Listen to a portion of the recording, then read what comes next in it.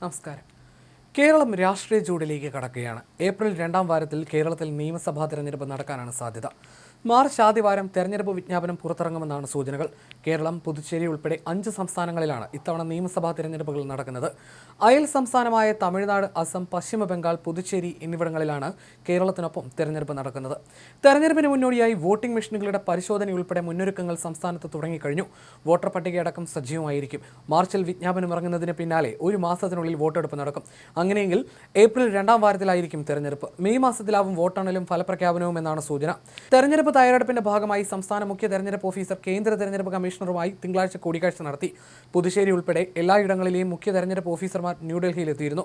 കേന്ദ്ര തെരഞ്ഞെടുപ്പ് കമ്മീഷണർ ഗ്യാനേഷ് കുമാറും സംഘവും ഫെബ്രുവരിയിൽ കേരളത്തിലെത്തി ഒരുക്കങ്ങൾ വിലയിരുത്തും. മെയ് 7-ന് 5 സംസ്ഥാനങ്ങളിലും തെരഞ്ഞെടുപ്പ് പൂർത്തിയാക്കണമെന്നാണ് നിർദ്ദേശം. വോട്ടർ പട്ടിക സമഗ്ര പരിശോധന പൂർത്തിയാക്കിയ ശേഷമാവും തെരഞ്ഞെടുപ്പ് വിജ്ഞാപനം പുറത്തിറക്കുക.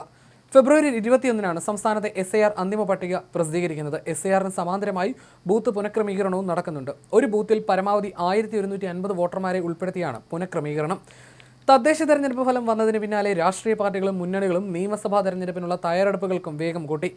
SIR പ്രവർത്തനങ്ങളിൽ സജീവമായി ഇടപെടുന്നതിനൊപ്പം സ്ഥാനാർത്ഥി നിർണയ ചർച്ചകൾ, പ്രചരണ പരിപാടികൾ ഉൾപ്പെടെ വിഷയങ്ങളിലും ചർച്ചകൾ ആരംഭിച്ചു. തെരഞ്ഞെടുപ്പ് മുന്നൊരുക്കത്തിന്റെ ഭാഗമായി കോൺഗ്രസ് നേതൃക്യാമ്പ് ലക്ഷ്യ എന്ന പേരിൽ 2 ദിവസങ്ങളിലായി സുൽത്താൻ ബത്തേരിയിൽ ക്യാമ്പ് നടത്തിയിരുന്നു. 100 സീറ്റ് ലക്ഷ്യമായിട്ടുള്ള കർമ്മ പദ്ധതിക്കാണ് കോൺഗ്രസ് രൂപം നൽകിയത്. തദ്ദേശ തെരഞ്ഞെടുപ്പിലെ തിരിച്ചടികളിൽ നിന്നും പാഠം ഉൾക്കൊണ്ട് പ്രചരണ തന്ത്രങ്ങളിൽ മാറ്റം വരുത്തിയാണ് CPM-ഉം LDF-ഉം തെരഞ്ഞെടുപ്പിന് ഒരുങ്ങുന്നത്. തിരുവനന്തപുരം കോർപ്പറേഷൻ ഭരണം ഉൾപ്പെടെ തദ്ദേശത്തിൽ കാര്യമായ മുന്നേറ്റമുണ്ടാക്കിയ BJP-യും കേരളത്തിൽ വിപുലമായ പദ്ധതികൾ ആസൂത്രണം ചെയ്യുന്നുണ്ട്. പ്രധാനമന്ത്രി നരേന്ദ്രമോദി, കേന്ദ്രമന്ത്രി അമിത്ഷാ ഉൾപ്പെടെ ഉന്നതർ ഈ മാസം തന്നെ കേരളത്തിലെത്തും. ഇതോടെ BJP-യും സ്ഥാനാർത്ഥി പ്രഖ്യാപനത്തിലേക്ക് കടക്കും. വോട്ടെടുപ്പിന് മുമ്പായി അവസാന നിയമസഭാ ബജറ്റ് സമ്മേളനത്തിന് ജനുവരി 20-ന് തുടക്കം കുറിക്കും. ബജറ്റ് സമ്മേളനത്തിൽ തെരഞ്ഞെടുപ്പ് മുന്നിൽ കണ്ടുള്ള പ്രഖ്യാപനവും പ്രതീക്ഷിക്കാം. 2021 മാർച്ച് 12-നായിരുന്നു തെരഞ്ഞെടുപ്പ് വിജ്ഞാപനം പുറപ്പെടുവിച്ചത്. ഏപ്രിൽ 6-നായിരുന്നു വോട്ടെടുപ്പ്. മെയ് 5-ന് വോട്ടെണ്ണൽ കഴിഞ്ഞു.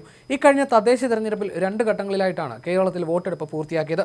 എല്ലാ സംസ്ഥാനങ്ങളിലെയും തെരഞ്ഞെടുപ്പ് കഴിഞ്ഞ ശേഷം മാത്രമായിരുന്നു വോട്ടെണ്ണൽ എന്നതിനാൽ ഫലമറിയാൻ ഒരു മാസത്തോളം കാത്തിരിക്കേണ്ടി വരും.